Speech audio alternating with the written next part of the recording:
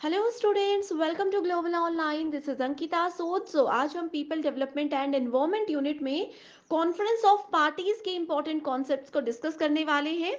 Conference of parties क्या होता है, कब से शुरू किया गया, हर साल इनकी मीटिंग्स यानी कि पार्टीज कहाँ और क्यों होती हैं, इन सब चीज़ों का ध्यान रखते हुए हम सारे कॉन्सेप्ट्स क्लियर करेंगे। एंड इसके बाद आपके लिए एक इम्पॉर्टेंट एमसीक्यू सेशन लेकर आऊंगी ताकि आपको पता चलता रहे कि अभी तक के सेशंस में हमने जो कुछ भी पढ़ा है उसमें से कैसे क्वेश्चंस एग्जाम में पूछे जाते हैं।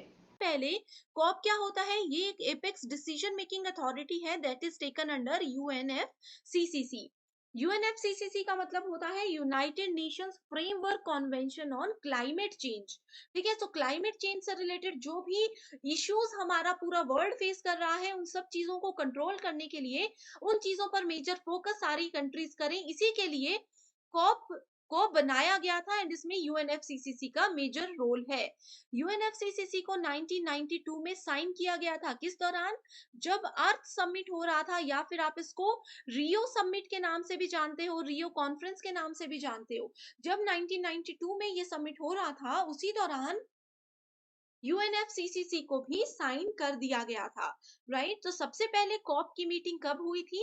ये मार्च 1995 में जर्मनी के बर्लिन नाम की सिटी में हुई थी। ओके, एंड हर साल जितनी भी कंट्रीज इस कॉप में जुड़ी हुई हैं, कॉन्फ्रेंस ऑफ पार्टीज में जितनी भी मेंबर कंट्रीज है, वो सभी हर साल मिलती है। एक मीटिंग होती है जिसमें कि वो फ्यूचर गोल्स को भी डिसाइड करती हैं कि अच्छा, ये कॉन्फ्रेंस, ये हमारे क्लाइमेट में कुछ इश्यूज आ रहे हैं, इनको कैसे कंट्रोल किया जाए। तो वो कुछ एजेंडा वहां पर सेट करते हैं कि इस ईयर तक हमें इस चीज को कंट्रोल करना है। तो इस तरह से वो यहाँ पर काम करते हैं। ओके, सो ये कुछ इंपॉर्टेंट पॉइंट्स है। इसके अलावा the office of COP president normally rotates among the 5 united nations regional groups which are Africa, Asia, Latin America and Caribbean, central and eastern Europe and western Europe and others. So जो COP conference of parties के president होते हैं, उनके office basically ये 5 united nation regional groups में rotate होते रहते हैं। ओके, एंड इनका सिलेक्शन कैसे होता है? जिसमें जो भी होम कंट्री होती है, उनके जो एनवायरमेंट मिनिस्टर होते हैं, वो ही यूजुअली इसके प्रेसिडेंट कहलाए जाते हैं। तो ये कुछ इंपॉर्टेंट पॉइंट्स हैं जो कि आप लोगों को याद रखने हैं। पेपर वन के बेस्ट प्रिपरेशन के लिए कंप्लीट कोर्स में लेकर आई हूँ, जो कि स्टूडेंट्स एग्जामिनेशन के difficulty level and previous examinations को बहुत अच्छे से एनालाइज करने के बाद बनाया गया है। इसमें डेली लाइव लेक्चर्स के साथ आपका पूरा सिलेबस कवर तो हो ही जाएगा, साथ ही आप लोगों को हम topic wise MCQs and PYQs भी प्रैक्टिस करवाते हैं, ताकि आपको ये पता लगता रहे कि जो आप पढ़ रहे हो उसमें से कैसे क्वेश्चन एग्जामिनेशन में पूछे जाते हैं। मॉक टेस्ट अवेलेबल है एंड बहुत ही ज्यादा इंपॉर्टेंट है ये 5000 प्लस एमसीक्यू क्वेश्चन बैंक, जिसमें हर एक यूनिट वाइज क्वेश्चंस आपको मिल जाएंगे। इसके बाहर से कुछ भी एग्जाम में नहीं आता है, तो ये बहुत इंपॉर्टेंट हो जाता है कि आप एग्जाम से पहले एटलीस्ट 2 से 3 बार ये क्वेश्चंस को प्रैक्टिस कीजिए। न्यू बैच हमारा अपकमिंग मंडे से स्टार्ट होने वाला है, तो आप इसको ज्वाइन कर सकते हो। एंड फ्री वीडियोस को देखने के लिए ग्लोबल ऑनलाइन ऐप को जरूर डाउनलोड कीजिए। स्टोर सेक्शन पर सर्च बार में लिखिए कोर्स का नाम। जैसे ही आप कंटेंट पर जाते हो, आपके सामने कुछ फ्री वीडियोस आ जाएंगी, मेरे सेपरेट कंप्लीट कोर्सेज आ जाएंगे, जिसके लिए जो कि एग्जाम के लिए काफी हैं। इसके बाहर से ना आपको कोई बुक लेने की जरूरत है, ना आपको कोई एक्स्ट्रा मॉक टेस्ट के लिए पे करने की जरूरत है। इस कोर्स के बाहर से कुछ भी एग्जाम में नहीं आता है। लास्ट ईयर भी बहुत से बच्चों ने सिर्फ इसी से पढ़ाई करके अपने एग्जामिनेशन को बहुत अच्छे स्कोर से क्वालिफाई किया था। पीवाईक्यूज आप देख सकते हो, पीडीएफ एंड वीडियो सॉल्यूशन आपको मिल जाते हैं। इसमें आपके स्टेट के साथ साथ बाकी के स्टेट्स के जो क्वेश्चन पेपर्स हैं वो भी आपको मिल जाएंगे, ताकि आप लोगों की बहुत अच्छे से प्रैक्टिस भी होती रहे। आप सभी स्टूडेंट्स इस कोर्स को ज्वाइन करने के लिए बस गिवन नंबर्स पर व्हाट्सएप के जरिए कांटेक्ट कर सकते हैं। इसके अलावा अब मैं आपको बताती हूँ कि पहला कॉन्फ्रेंस ऑफ पार्टीज कब हुआ था, दूसरा कब हुआ था, एंड इंडिया में अभी तक कितने पार्टीज हो चुकी हैं, कितने बार इंडिया इस चीज को होस्ट कर चुका है, ये भी हम डिटेल में भी डिस्कस करेंगे। अब इसके बाद हम एक लिस्ट पे बढ़ते हैं, जहां पर मैं आपको बताऊंगी कि कौन सा कॉप किस ईयर में कौन सी कंट्री ने होस्ट किया था। अभी देखो 2023 है, अभी तक ये हुआ नहीं है, लेकिन 2023 में कॉप 28 होने वाला है। तो सबसे पहले, जैसे कि मैंने आप लोगों को बताया, कॉप 1 कब हुआ था? ये 1995 में जर्मनी में हुआ था। कॉप 1 1995 में जर्मनी में हुआ था। उसके बाद हुआ था 1997 में। कहां पर हुआ था? इसको कॉप 3 के नाम से जाना जाता है। एंड ये हुआ था, इसको बोला जाता है क्योटो प्रोटोकॉल। ये क्योटो नाम की सिटी में हुआ था। आगे मैं आपको डिटेल में बताऊंगी। एंड ऑलरेडी क्योटो प्रोटोकॉल हम डिस्कस कर चुके हैं। आप लोगों के लिए एक होमवर्क क्वेश्चन ये है, कल के लेक्चर में ही हमने डिस्कस किया था कि क्योटो प्रोटोकॉल का मेजर फोकस किस चीज पर था। बेसिकली ये किस लिए बनाया गया था, ये आप मुझे कमेंट करके जरूर बता दीजिए, ठीक है। उसके बाद फिर आ जाता है हमारे पास COP8।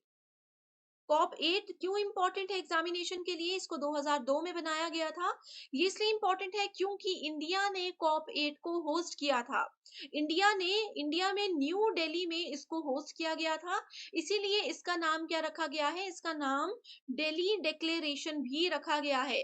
अब देखो जैसे कि क्योटो प्रोटोकॉल, क्योंकि ये क्योटो में हुआ था तो इसका नाम क्योटो प्रोटोकॉल रखा गया। वैसे ही क्योंकि ये न्यू दिल्ली में हुआ था तो इसको दिल्ली डिक्लेरेशन के नाम से जाना जाता है। इसके बाद अब आ जाते हैं हम 2023 पे। 2023 में एक्सपेक्टेड डेट्स जो है कॉप होने की, वो है नवंबर 30 2023 से लेकर के 12 दिसंबर 2023 के बीच में। एंड क्योंकि कॉप 28 है एंड इसमें यूएई यानी कि United Arab Emirates announced an offer to host.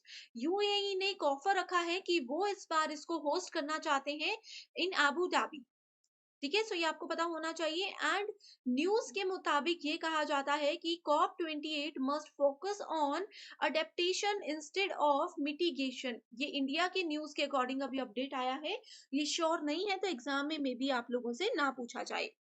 इसके अलावा COP26 बहुत ही ज्यादा फेमस कॉप है जो कि एग्जाम में बहुत बार पूछा जाता है।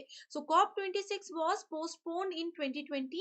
कोरोना की वजह से इसको पोस्टपोन कर दिया गया था एंड इसको नवंबर 2021 में फिर यूके के ग्लासगो में रखा गया था, ठीक है सर, ये भी आपको पता होना चाहिए।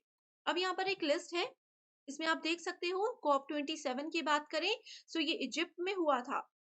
इसका मेजर फोकस किस पे था, इसको आप क्लाइमेट चेंज कॉन्फ्रेंस नवंबर 2022 शाम एल शेख के नाम से जान सकते हो। उसके बाद COP26 ग्लासगो, अगर आप लोगों को एग्जाम में कहीं पे भी ग्लासगो क्लाइमेट चेंज का नाम आता है तो आप लोगों को डायरेक्ट आंसर पर जाना है COP26। ये कब हुआ था, ये अक्टूबर नवंबर 2021 में हुआ था।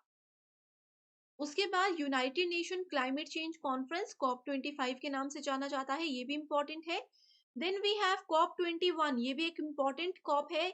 इसको पेरिस एग्रीमेंट के नाम से जाना जाता है क्योंकि ये पेरिस में हुआ था COP21, ठीक है। उसके बाद एक और इम्पॉर्टेंट आ जाता है हमारे पास दोहा क्लाइमेट चेंज कॉन्फ्रेंस जो कि COP18 है, ये भी एग्जाम में बहुत बार पूछा जाता है। Montreal protocol, Montreal climate change COP11, इसका मेजर फोकस किस पे था, ये जितनी चीजें मैं आपको अभी शॉर्ट में बता रही हूँ इसको हमने ऑलरेडी डिटेल में देखा हुआ है ना। कल के ही सेशन में ये सब चीजें मैंने आपके साथ शेयर की थी। तो इंडिया में अभी तक जो इम्पोर्टेंट रहा है वो ये रहा है कि COP8 हुआ है 2002 में जो कि न्यू दिल्ली में हुआ था, इसीलिए इसको दिल्ली डिक्लेरेशन के नाम से भी जाना जाता है। दिल्ली डिक्लेरेशन के नाम से भी इसको जाना जाता है। अब आप लोगों के लिए इंपॉर्टेंट जो मैंने बता दिए ये है। COP27 को भी डिटेल में पढ़ लीजिएगा, इसमें देखो नवंबर 2022 में हुआ है ये एंड इजिप्ट में हुआ था। इसका मेजर फोकस किस पे था, लॉस एंड डैमेज फंड। इसमें रहा था एक्शन फॉर वाटर अडेप्टेशन। इसमें आप लोगों को एक वर्ड याद रखना है, इसमें एक इनिशिएटिव लिया गया था AWARE, ठीक है। इसका मतलब है action for water adaptation and resilience initiative. ये किसके दौरान लिया गया था, COP27 के दौरान लिया गया था। तो ये आप लोगों को पता होना चाहिए। एक और इनिशिएटिव 2022 के COP में लिया गया था, वो क्या था, अफ्रीका कार्बन मार्केट इनिशिएटिव। तो इन चीजों को आपने याद रख लेना है। इसके अलावा स्टूडेंट्स अगर आप लोगों को किसी और पर्टिकुलर टॉपिक पे डिटेल्ड सेशन चाहिए तो भी आप मुझे कमेंट करके बता सकते हो, जरूर मैं आपकी रिक्वेस्ट को जल्दी से जल्दी पूरा करूंगी, ठीक है। सो यहाँ पर आप देख सकते हो COP3 Kyoto protocol, Kyoto climate change conference, ये भी इंपॉर्टेंट है, right. Thank you so much everyone for watching this video and I wish you all the very